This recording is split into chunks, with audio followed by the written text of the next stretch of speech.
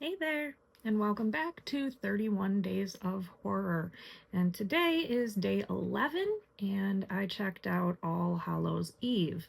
Now, it's not a new movie, it's been out for quite a few years, but it is the very first time that, as an audience, we got to see Art the Clown, who is now notorious for the Terrifier series of films. And I believe in the not too distant future, there is a Terrifier 3 coming out. Now, interestingly enough, I have seen both Terrifier and Terrifier 2. However, I never watched the original All Hallows Eve. In fact, I didn't even hear about it until after the first Terrifier movie was already out. Um, it is an anthology style horror film. And it follows a little bit in the footsteps of like the VHS series, where VHS film is discovered and watched, and there's some creepy stuff on that videotape, and in some way, shape, or form that carried over into the real world. Um, Not a very original concept, and the main premise of the movie is a babysitter watching two kids on Halloween night, which is also not a new concept. In fact, it's pretty classic when you think about movies like Halloween. It's the killer going after babysitters kind of thing. And we have, When a Stranger Calls, and we have the Halloween series, and I'm pretty sure you could probably throw a rock at the horror section and hit a killer going after a babysitter Halloween movie, especially when you look into the, 80s, early 90s type slasher films. It's probably one of the most easily relatable, vulnerable things. You have kids and you have a young girl who's been, given some form of responsibility over children, but she's also kind of a child herself, so that makes it even more, kind of sympathetic and a little bit scary.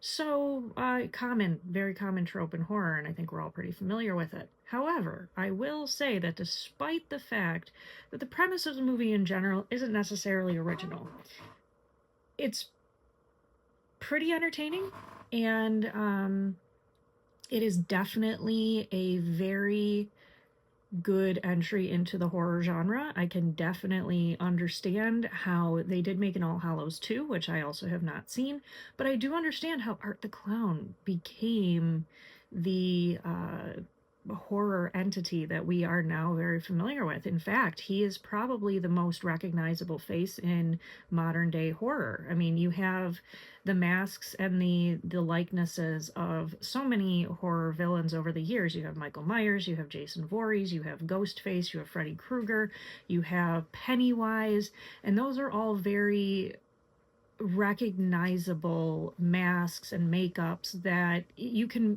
pick them out right away. They're very recognizable. And now Art the Clown has joined that group of villains that are somewhat iconic, especially in their makeup. Um, and he is very scary. And I think that's cool. I'm not a huge fan of clowns in general. Since the time I was a kid, I've thought they were pretty creepy. And I think this just kind of goes along with that. And although Art the Clown is part of All Hallows Eve, he's not the only part. There's a lot of other kind of scary aspects. There are other villains, other creatures in each one of the little vignettes on this VHS tape. Um, and I think the fact that, like I said, this is a lower budget film, it's not produced by any major studios, and I think it's really cool that they were able to come up with this iconic villain, even though it didn't have that kind of big budget, and it wasn't necessarily big budget horror from somebody that we've come to recognize in the director's chair. It's not a Wes Craven, it's not a John Carpenter. It's uh off the top of my head, I don't actually remember the director's name, and I apologize for that. It's not because he's not a wonderful director. I have to say he did an excellent job, especially a lot of times when you have low budget horror, you have low budget scares or low budget gore. And I have to say that the gore in these films has been impressive. It is also increasingly gory and increasingly uncomfortable. And I think the movies do a very fantastic job. And this is All Hallows Eve included and Terrifier. They do a really great job of figuring out exactly what to show you to make it the scariest possible, where they don't show you everything, but they show you enough that is awful. So it's not necessarily one of those what you're imagining is worse than what you're seeing kind of things. What you're seeing is awful, but you're not even seeing everything, and that makes it even worse. Um, and also, there's very little actual dialogue in any of these movies. The dialogue is mostly from the victim characters, and the rest of it is all done through visuals. And they move along fairly quickly. The stories don't always have the most definitive endings, but that's okay because in their ambiguousness, I think they're even scarier. Um, and I think it does a really good job of kind of establishing this new villain that exists beyond media. Um, because he's on the videotape, ends up in the real world on the tape, but there's also some kind of fourth wall breaking where it's almost a thinly veiled threat to the audience of like, art might be coming for you. And that's a really terrifying concept, because we don't have a lot of information about him. We don't have any backstory for him. And it's not necessarily like backstory ruins the scares in any way, shape, or form. It's more that um, when you have a reason, you can reasonably come up with solutions. But when you don't have a reason for, why somebody's doing something or why this character is able to be everywhere, or, is he supernatural? Is he just a guy? When we don't have any of that information, it leaves us as viewers not entirely sure how the movie's going to pan out. If we don't know if he's supernatural, then we kind of have that hope of, oh, she's going to get away. If you don't have um, that knowledge, but if you do have the knowledge, if you know he's supernatural, then you kind of get to moments in films where you're like, well, it doesn't really matter what they're going to do, and you sort of give up hope, I think, as the watcher. But All Hallows Eve, especially, I think did a really great job of giving you strong characters that have a lot of fight in them, and you're rooting for them, but in the back of your head, I think with All Hallows Eve, it may have been a little bit more ambiguous if I had seen that film first, but after experiencing Terrifier and Terrifier 2, I think we're all sort of at the point where we recognize once Art the Clown shows up, it's just a matter of time before the main character is kaput. And there's nothing wrong with that. And I think we kind of want to, a lot of movies I think want to subvert expectations, but you don't always have to. Sometimes doing exactly what the audience is expecting makes for a better film than trying to pull one over on the audience. And we've seen examples of this in other stories, in other ways. I think the best example is not necessarily a horror movie, but if we talk briefly about the AMC series, The Walking Dead, that was based on source material from a comic book series that was brilliant. And they got to a certain point in the story where they had been following along pretty, not necessarily religiously, but pretty closely to the comic series about how the story was going to unfold. And it got to a point in the story of the TV show where the audience was waiting for certain things from the comic to come up. Certain things were being set up that people were waiting for that payoff of, what's going to happen to this character? We know this character only lasts to this point. Like, I can't wait to see how they're going to do this. And the series, then, the writers tried to subvert the expectations and change things up so that the readers of the comic books wouldn't know what was going to happen on the show.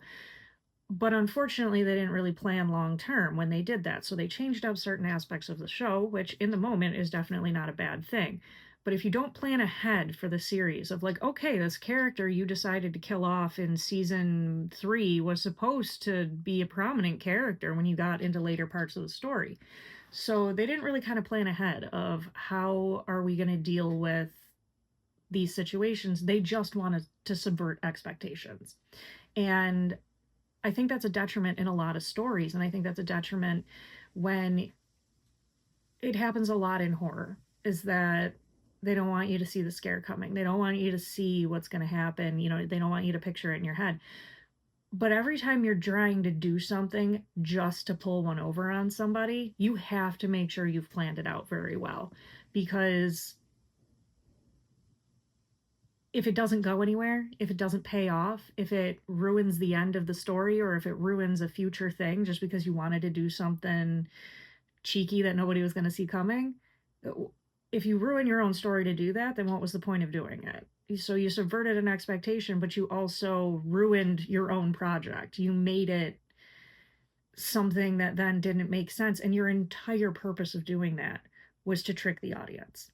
And the cool thing is that All Hallows Eve doesn't really try to do that. It just lets the movie be what it's going to be. And you the way that they portray the characters, the way that they show you things, you find yourself rooting for the main characters, but knowing full well that they're not going to make it. They're not going to make it out alive. And that's not me spoiling anything. It's just the nature of this kind of film. It's meant to be raw. It's meant to make you question whether or not it's real. It's meant to make you wonder in some respects. This is a low budget horror film. This didn't come out, you know, as a major release. This was released by like a quiet studio I've never heard of. I don't know any of these actors. Could this be a snuff film? And there's an entire horror genre that kind of wants to make you think that you might be accidentally watching something real. And on one hand, that's definitely not a bad thing, you know, to kind of give you that that level of scare, like this might be real. On the other hand, you have to be careful when you're doing that, because you could end up like the Blair Witch Project, where you actually have people calling the cops because they think these people died. Or Cannibal Holocaust, where, you know, the director was on trial for murder and they had to track down all the actors and prove that it really was just a film because it was so convincing.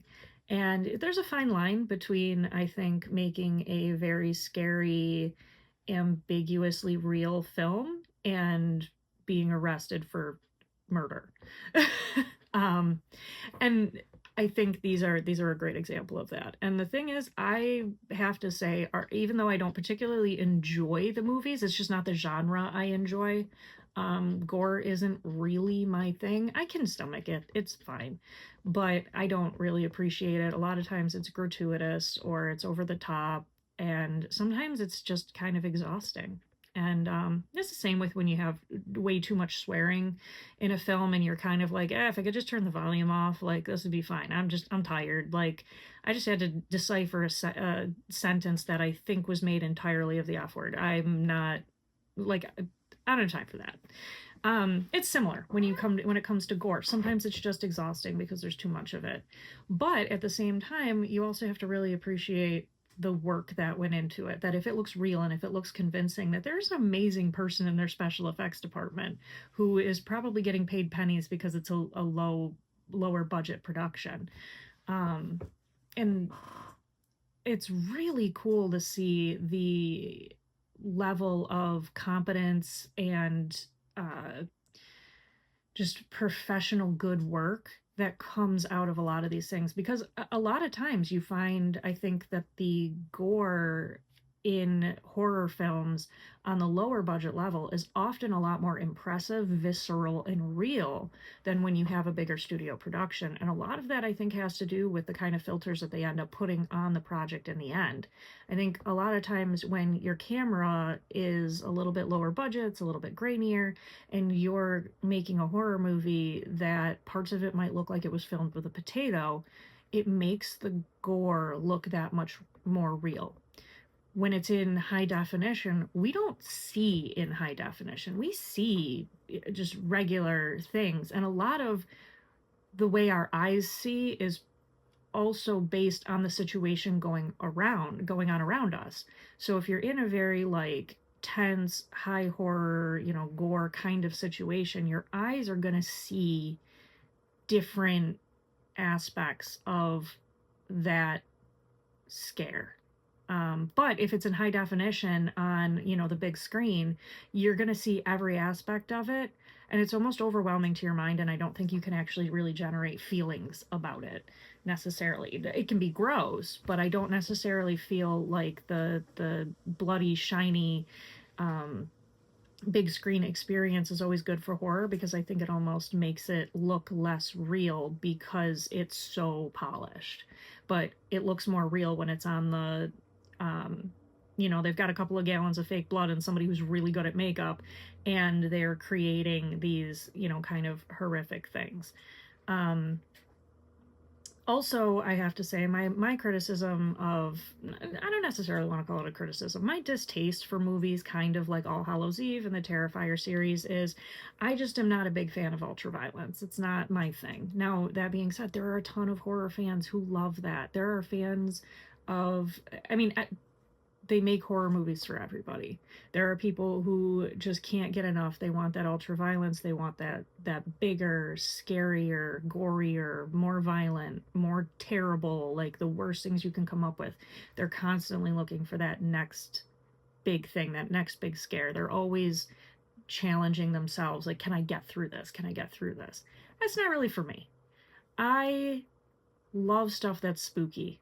I love the feelings of fall, cooler weather, leaves turning, colors, tea weather, hot chocolate weather, and you put on a spooky movie and it's a good chance to kind of snuggle up with people, or it's a good chance to just feel a little bit of those scares that come along with the spooky season. And I'm a year-round horror fan, but it's there's something a lot more just kind of special and heartwarming for me about scary movies in the fall season, which is why I do the 31 Days of Horror, and I save up movies that I've been excited about, so that I can experience them in this kind of environment. All Hallows Eve, I definitely don't think it's a bad movie. I think it's a really great entry into, like I said, anthology horror, that kind of lower budget but really well made film. I do not recommend it for casual horror fans. If you're just kind of looking for something spooky to, watch, and you're looking for more anthology horror, then I'd probably recommend something more from like the VHS series for a little bit more casual watcher. But I think if you're a horror fan, if you're familiar with Art the Clown and you're a fan, if you've seen the Terrifier movies, maybe you've never heard of All Hallows Eve, because, like I said, it came out before Terrifier, but I didn't even hear about it until after I'd already seen Terrifier, so that's why it was a new movie to me. Give it a watch, and I'd love to hear what you think down below. And hit a comment, maybe hit a like if it's something that if you enjoyed watching this little video. And I look forward to talking to you tomorrow, and we'll see what we come up with for then. Have a great day.